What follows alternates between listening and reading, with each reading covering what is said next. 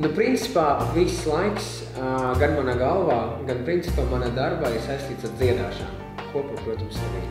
Protams, mūsu galvenais darbs ir mūsu duets, kur mēs ierakstam un izpildam savas dziesmas, strādājam ar komponistu un gatavojamies debijas albumu. Visam vajadzētu būt perfekti, izdarītam. Gan frizūra, gan make-ups, gan tēls, gan viss kaut kas, protams, arī zobi.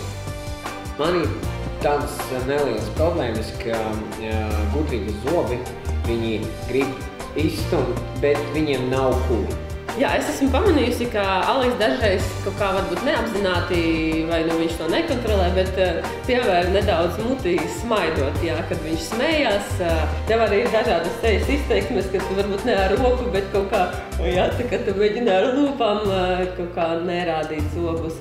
Es nezinu, kā tu to kontrolē kāds vai? Tas, nē, es nevaru pateikt, ka es to kontrolēju. Tas notiek pats par sevi. Principā, tā es jutos drošāk.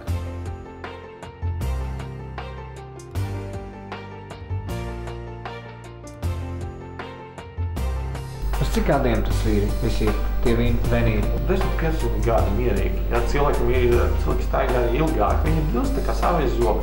Pēc tam būs vienkārši jānomaina viņus. Bet ko var darīt, ko nevar darīt ar viņiem? Jebko, vienīgais metālu nekost un kauliņus nekost, jā. Vai tu esi apmierināts ar rezultātu?